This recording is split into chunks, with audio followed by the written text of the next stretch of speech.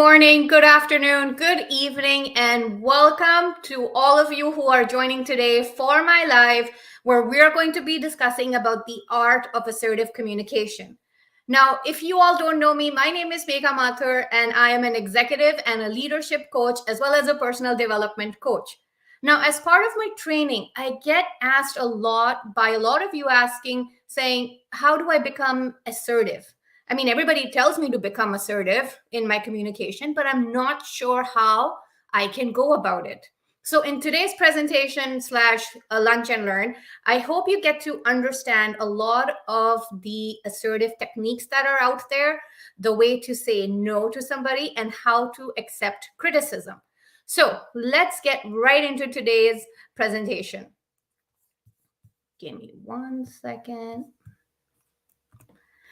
So we are going to be talking about what assertiveness means, the various types of assertive techniques that are out there, how you can learn to say no, how do you deal with criticism, and we'll just summarize everything in the end. And if you have any questions, please feel free to answer or ask me those questions in the comment section, and I will get to them as soon as I can or in between the presentation.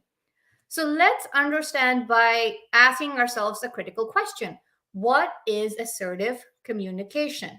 Now, assertive communication is basically defined as a communication style where you're mindful about how to express your needs, opinions, beliefs, and feelings, but in a positive way, so that the person sitting in front of you does not feel like you're hurting their feelings. So it is very important to communicate properly without crossing boundaries into becoming aggressive. So let's see what some of these techniques look like. And let's also understand. So a lot of my videos and presentations are going to have quick snippets of what assertive communication should look. And it's necessary to have a little bit of understanding through an example of what a certain style looks like. So every assertive technique that I'm going to be talking about will have a small clip attached just so that you know how it looks like in real life. So this is an example from the movie Zootopia, where I feel then the assertive technique is used amazingly well. So I'm going to play it for you and let's have a watch together. Sir, Badge!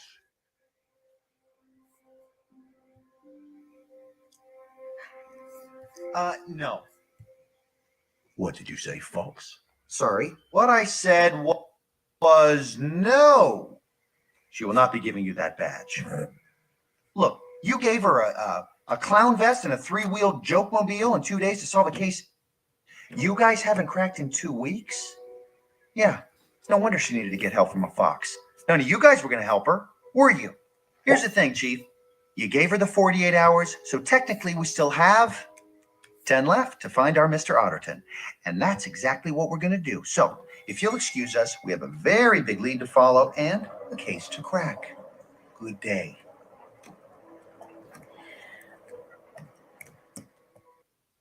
Now, this is a very good example of how an assertive communication works.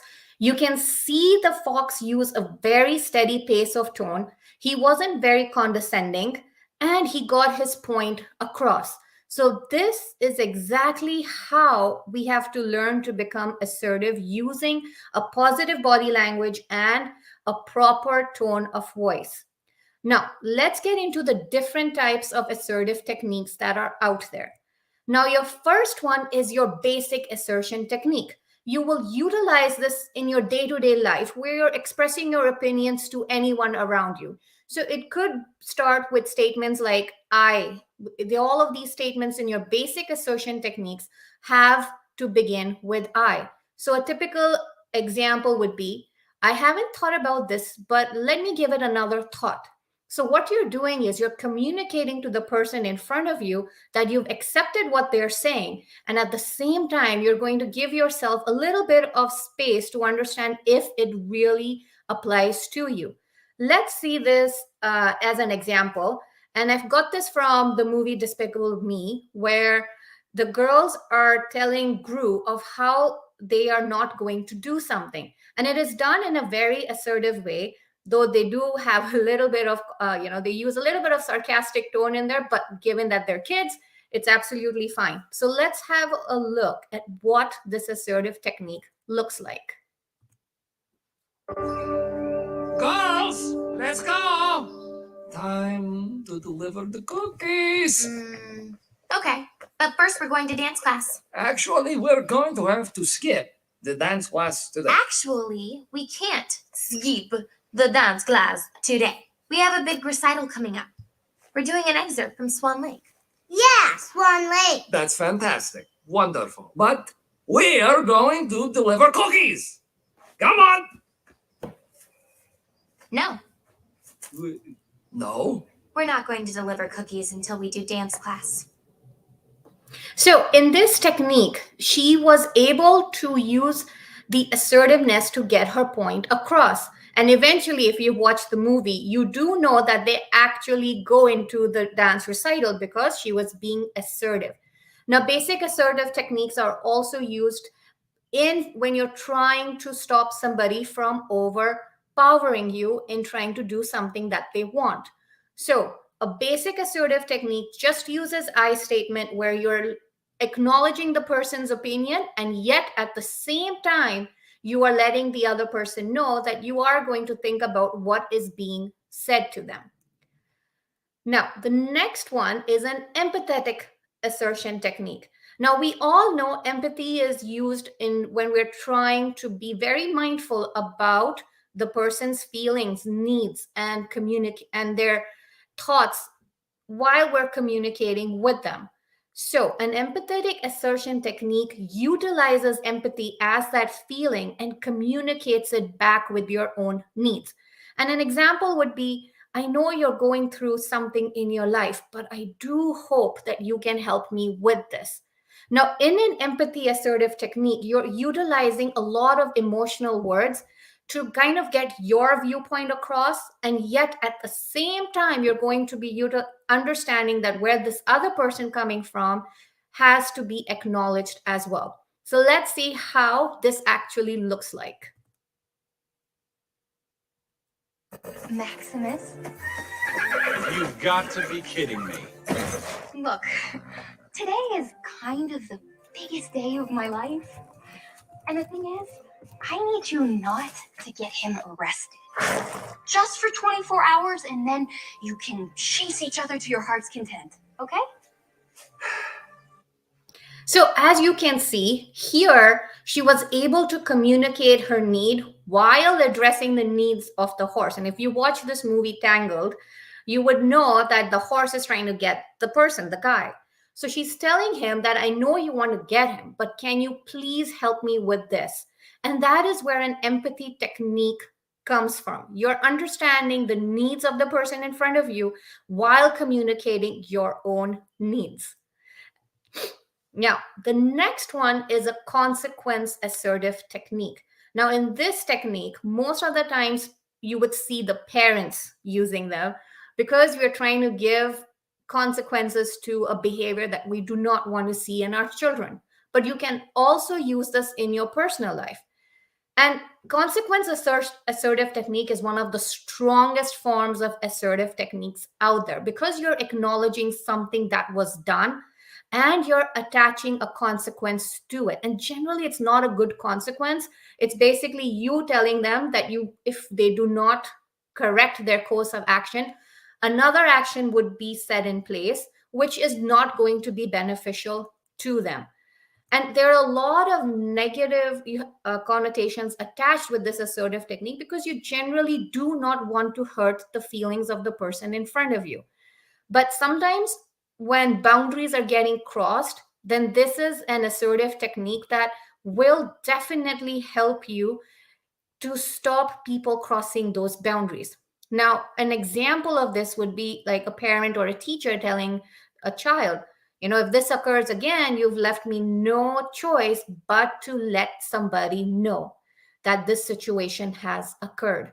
So, consequence assertive techniques are used, but not as much. They're only used when somebody is consistently crossing your personal and professional boundaries. Now, for this one, I have used a clip from, I believe, Monsters University. So let's see. Very well. If you win, I will let your entire team into the scare program. But if you lose, you will leave Monsters University. Deal. Now, just to give a quick background into what was happening just before this, the little green person, the green guy, I forget his name, was going to be thrown out of the university because he's not a scarer. So in order to save himself, he put a wager on that they will win all of the activities in a competition. And so the principal comes back saying that no, what would happen if you don't win? So then she attaches a consequence to that action, saying that if you do not win your competition, then you're going to leave. And in this case, a lot of boundaries were crossed because one is trying to assert himself by saying that they want to get something, and the other one is trying to assert themselves by saying, well, I am kind of the person in authority, so I will have the final say. I would not recommend, again, using this very often until and unless it's a last resort for you. Now, the next one is a negative feelings assertive technique. Now, this type of assertive techniques are used when somebody has hurt you and you want to get your message across. And it has 4 components in it. So let's see how it looks like. Step 1 is you have to describe the other person's behavior. And you have to be careful to do this without causing the other person to suddenly become defensive. So how would that look like? You can start by saying, when you don't do your half of the work. Step 2 is describe the impact of that person's behavior, because it's important to let them know what their actions have done to you. So continuing that same sentence, it would be, I have to do more work than I generally need to do. Step 3 of that would be, again, describe your feelings. What are you emotionally going through? It can look like saying, I feel frustrated, angry, annoyed, hurt. Use the negative emotive feelings to let the person know that what they've done has impacted you negatively. Then finally, state how you would prefer the behavior to be in the future. So if you complete that whole sentence, it would be, next time, can you please finish your half first so that we have more time on our task? So a negative feelings assertive technique utilizes what they've done, how it has impacted you, what are your feelings, and how you would like for them to better that action in the future. So if I were to combine all of these statements, you would see, it would sound like this. When you don't do your half of the work, I have to do more than I need to. I feel frustrated, angry, and annoyed. So next time, can you please finish your half first so that we can all finish together on time? So in this technique, we are using our emotions, our feelings, and getting our point across. So let's see how this looks like. Straight shot, can't miss it. Fine, that's cool. I'm totally cool saying goodbye now.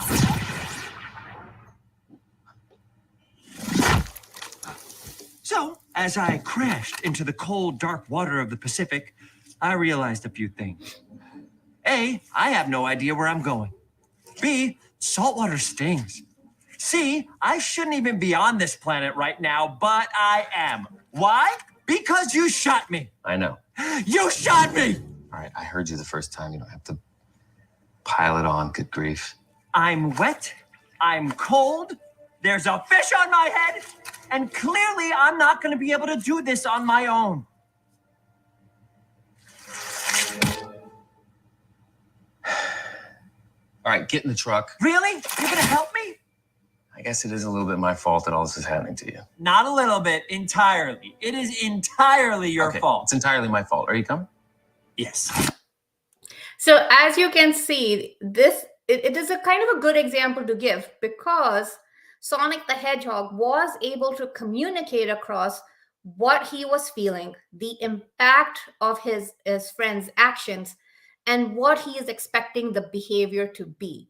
So a negative feelings assertive technique is best used with people that you're mostly close with. Now, it could be in your personal life, in your professional life, whoever it is with, you can use it if you are close to that person. Or you can even do it with somebody that you're getting to know or familiarizing yourself with.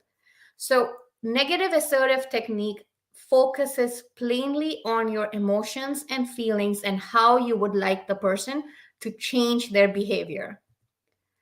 Now, moving on, it is very, very hard for somebody to say no. And I'm sure if you're listening from wherever you're listening from, let me know in the comment section if saying no is really hard for you, because it must be. We are kind of taught from a very early on that saying no is not good. You should try to help others, and that creates a pleasing attitude within us. So it becomes really hard to say no in our adult life because we've been conditioned from our childhood that saying no can hurt somebody else's feelings. Now, as being a coach, I can tell you that sometimes when you're saying no to the people in front of you, it is basically you standing up for yourself and again, not letting anyone else cross your boundaries. And it comes as part of being assertive. If you can learn to say no to somebody, then you are creating these clear boundaries between you and this person in front of you, telling them that I will kind of stand up for myself and not let you walk all over me. So the art of saying no, though hard, can be learned at any given point in your life. So let's see the different types of no's that can be used. The first one is a reflecting no. In this case, you are kind of telling the person in front of you that you understand where they're coming from, but you cannot do it. So how would this look like? It would sound like, I know you would like me to talk to you this afternoon, but unfortunately I cannot. So in this no, you are using your basic assertive technique where it's just plainly starting with your I statement. It is a no, acknowledging that, yeah, they want you to do something for them, but also acknowledging that maybe you do not have the bandwidth to do it. It's utilizing your basic assertive technique. Now, on top of that, the next level of saying no becomes the reasoned no. And in this case, you are reflecting what they've said. You said no, but you're giving them a reason why you cannot do something. So, how would an example sound like? You can say, I know you would like me to talk this afternoon, but I unfortunately cannot as I have to be out with my family.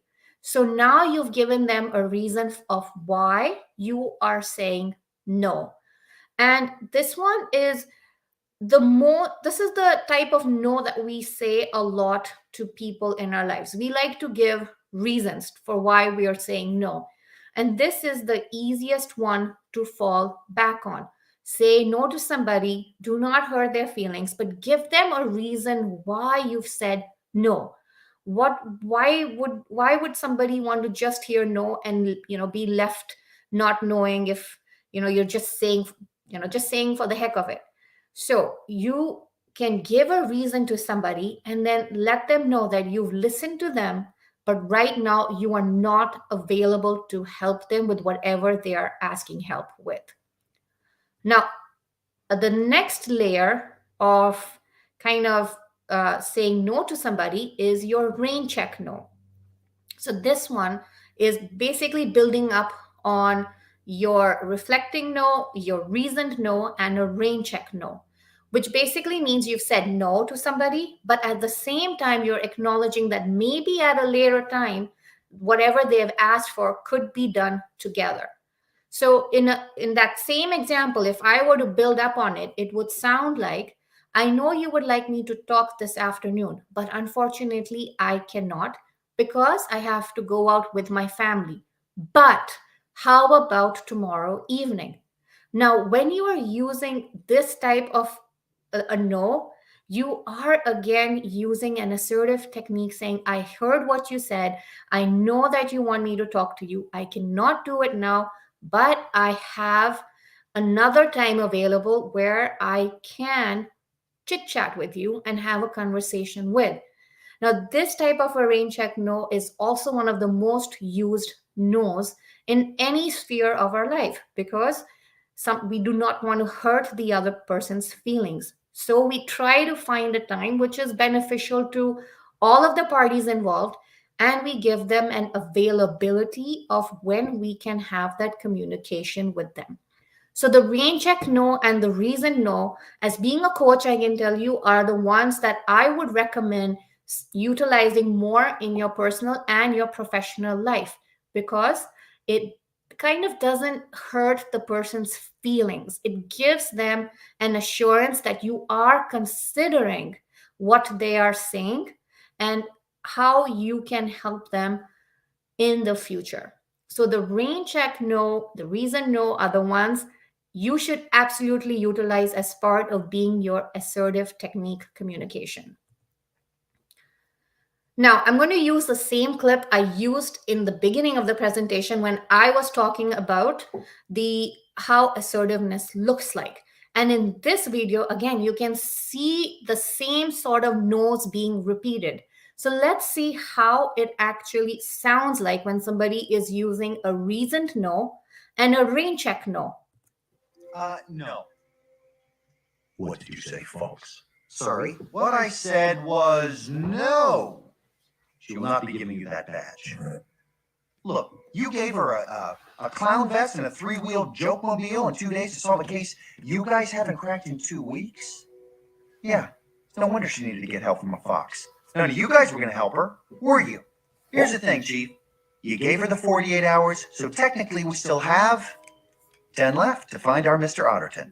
And that's exactly what we're going to do. So, if you'll excuse us, we have a very big lead to follow and a case to crack. Good day.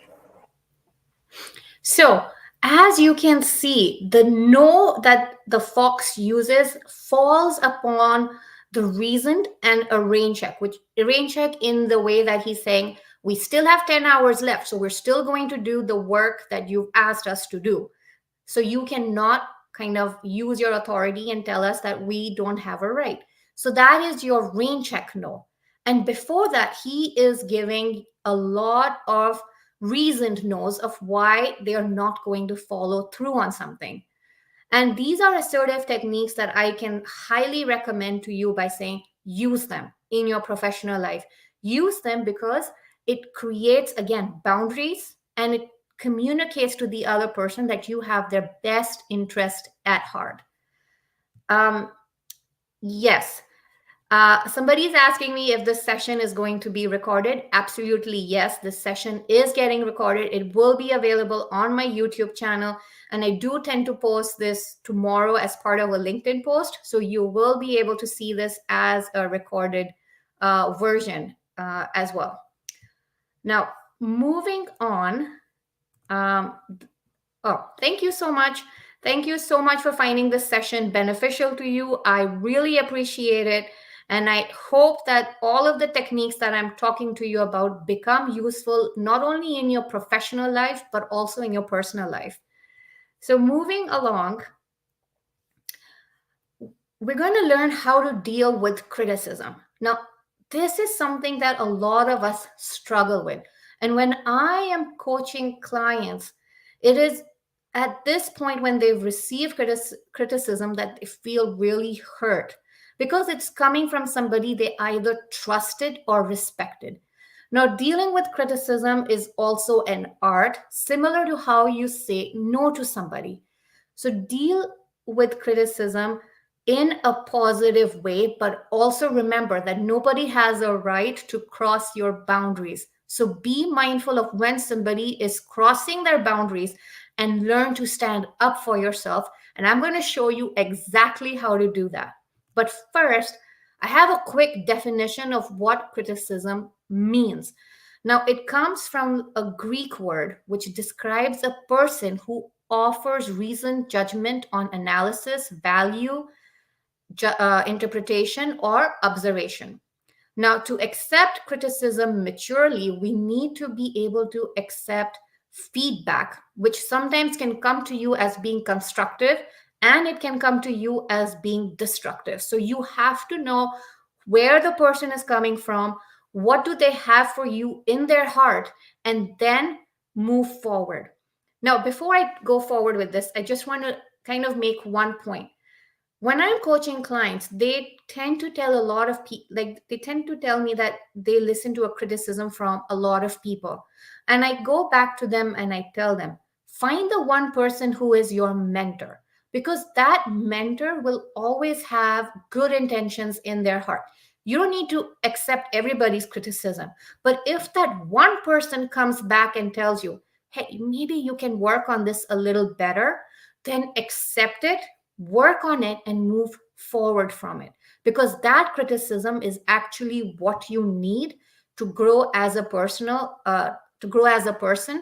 in your personal development. Or if it's somebody who you're working in a team with, or if it's your manager, if it's a leadership person, then they also are trying to have their best interests at heart for you. But you don't need to go to everybody. So just remember one or two people that you value the most and have respect for, and have them give you feedback. So here are some of the ways that you can actually deal with criticism. Accept it.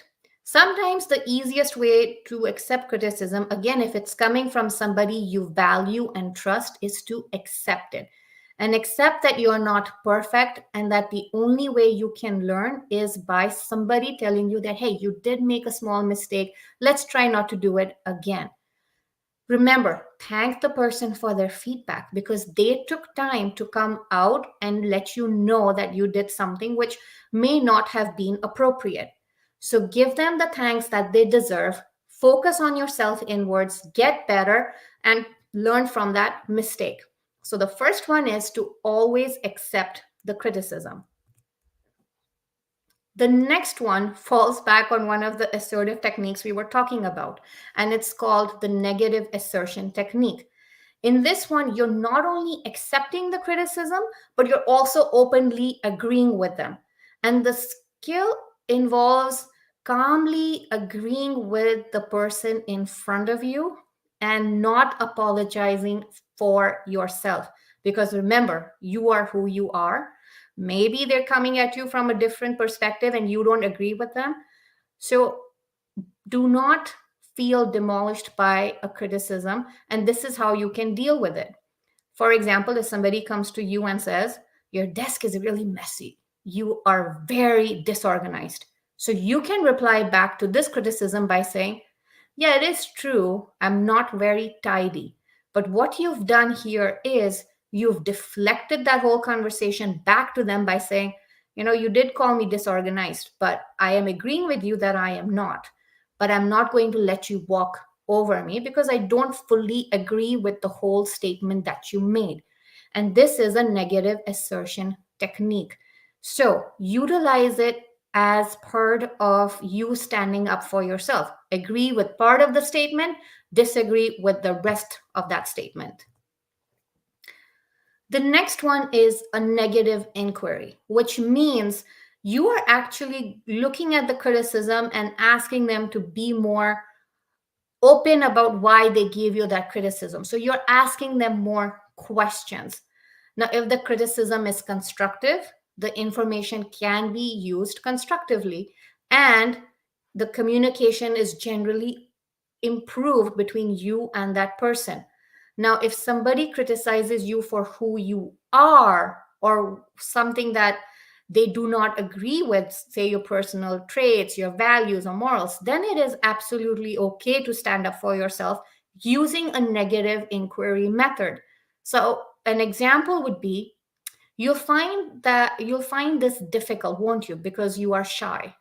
Now, you can reply back to somebody calling you shy with saying, what other ways do you think I was shy?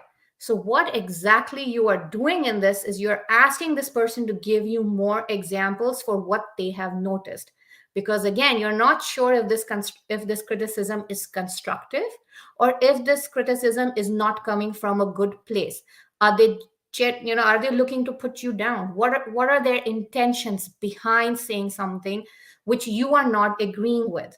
So always when somebody is criticizing you, one, kind of think about where it's coming from. Who is this person? And should you be asking more questions? Now, going back to what I just said, if this is somebody you trust and respect and value their criticism, then by all means, again, ask them, all right, so you've seen me do this. What can I do to make it better? So you're always inquiring about the criticism that you are receiving.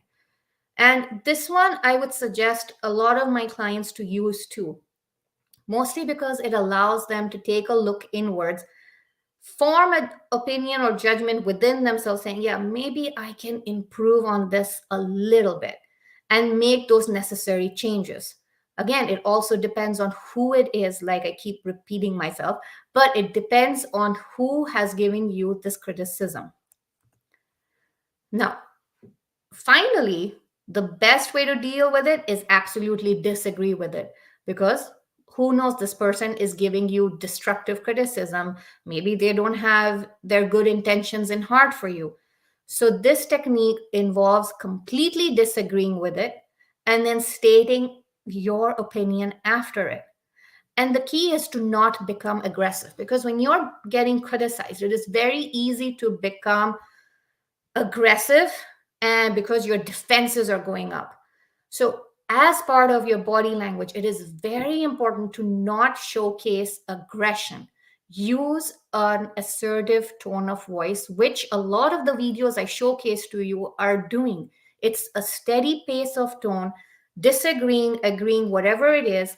Your tone has to be steady, your facial expressions have to be neutral, and it should look like through your body language that you're standing up for yourself, which is different from an aggressive body language where your arms might be crossed or you might be tapping your feet. An assertive body language will be not, you won't be folding your arms, you won't have them by your side, but you will be using your hands to communicate what is being told to you. And that is what that is how assertive technique differentiates from an aggressive body language technique. So if you are disagreeing with criticism, then let's see how you can utilize that assertiveness in your voice. So say if somebody comes to you saying, you're always late, your response can be, no, I'm not always late. I may be late sometimes, but I am almost to not always being late. I'm certainly not always late. So, what you're doing in this case is standing up for yourself. You're agreeing with part of the statement and you're disagreeing with the other part, and you're standing up for yourself. Always stand up for yourself if you feel that a certain boundary has been crossed.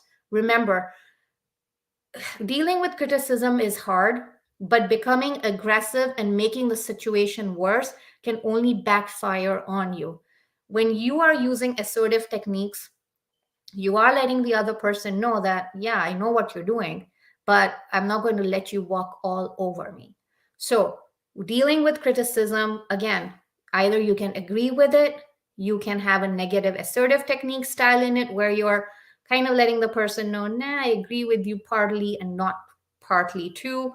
You can also use you can disagree with it completely. There are a lot of ways to deal with criticism, and these are just some of the ways that I give my clients to deal with it, because it takes a toll on your self-esteem, it takes a toll on your confidence, and those are the negative impacts when somebody criticizes you. So be brave in dealing with criticism, and use all of these assertive techniques to make sure that nobody is putting you down. Wow, that was a lot of information, but I kind of put everything down together into a summary so that a lot of you can understand what was spoken about and how you can start utilizing these assertive techniques in your life. So, the first one is identify this what you want to work on. Think about exactly where you find you need to become assertive in life. And that involves understanding if you are generally dealing with something in a passive way or an aggressive way, which means, are you shutting down when somebody is talking to you in a negative way, is criticizing you, whatever it is, are you shutting down? Or do your defenses go up and you become aggressive and you are saying things that maybe later on you regret? Then list out whatever these situations are in a sequential manner of what you want to work on. Is it your self-confidence? Is your self-esteem? How has it been impacted? Who has caused these different impacts in your life? And then identify your unhelpful thinking patterns. Now, a lot of these assertive techniques have thinking and thoughts that we get attached to. I'm actually going to make the screen bigger because I want everyone to focus on this as a whole so that everybody is watching this, everybody knows what we're dealing with. So, identify any unhelpful thinking associated with situations. What does it look like? Maybe you're saying to yourself, saying no will hurt my friend's feelings. Or if I assert myself, I will be considered rude. What will my friends think? Maybe they will not want to talk to me. Now, all of these are thoughts that get associated when we are trying to be assertive in life. We stop ourselves from standing up for ourselves because, again, it all boils down to what we were told in our childhood. So, it is very, very essential that you kind of realize what are those unhelpful thinking styles that you are living with and how you can get better. How is it that you can move past these thinkings? And maybe it might require you to chat with somebody. Maybe it requires you to have a coach that is helping you understand these unhelpful thinking patterns. So far we've said we need to understand the situations that make us nervous and we kind of stop ourselves from becoming assertive. Now, the next part of it is I want you to, for whatever thinking style you have, think about how you can start becoming assertive. What is the technique that resonated with you most? Are you willing to utilize it? And go ahead and utilize it. Utilize the techniques that are given, from basic assertive techniques to all the way to the consequence assertive technique. All of these work, but the consequence assertive technique, like I mentioned, is used as a last resort. When everything else fails, you utilize your consequence assertive technique to let the other person know that if they don't stop a certain behavior, you have a consequence ready and an action ready to protect yourself. Then practice.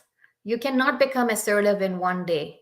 Everybody has a different communication style. Some of us are passive communicators, some of us are aggressive communicators, some of us use passive aggressive styles. And on top of that, we have more different communication styles, such as analytical communicators, expressive communicators. Then you have communicators who generally do not put themselves first, and you would recognize them. They're like what I like to call them your amiable communicators. And in case if you're wondering why I know so many communication patterns, because I'm releasing a YouTube video tomorrow, which will be talking about these type of communication styles. And all of these communication styles have different ways of communicating. So you will first of all need to identify what type of a communicator are you? How do you respond to situations which appear threatening to you, or if you feel like your defenses are going up? Every communication style is different. Every communication style has different body languages. So again, rehearse, depending upon what your communication style is, rehearse how you can use that tone of voice to become assertive. Then try it. If you don't try it, you will never know if a certain technique is working or not. And again, I tell my clients to try this. If they are not trying it, then you're not knowing, then you do not know if a certain technique is going to work for you in the future, because everybody stays with one technique and then they use it for the rest of their lives. So use it as many times as you can, find out which technique resonates with you, and improve upon it time after time. Now, I would like to kind of end this presentation with saying, keep practicing and keep learning your assertive techniques. Everything takes time, but the mantra is very simple: rehearse, repeat, and practice. The more you practice, the more you're going to stand up for yourself, and you're going to start feeling confident in yourself. Part of the thing about assertive techniques is you feel confident in your being, you feel confident in who you are. So practice and keep practicing with all the techniques that I've listed. Find one that resonated with you, practice it, and then you will see that it's making a good positive difference in your life. So I wanted to thank you all for joining me today and listening to the presentation. I hope you found benefit from this. I hope you enjoyed this presentation and this live where we spend a lot of time talking about the assertive techniques. Now, I look forward to seeing you here next week with a brand new topic, and see you next week. Have a great weekend.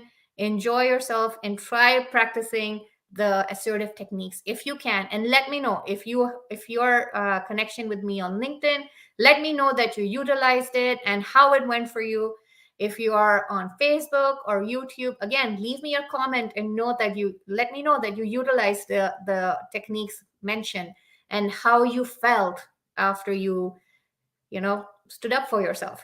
So have a great weekend, everyone. I look forward to seeing you here next week. See you soon. Bye bye.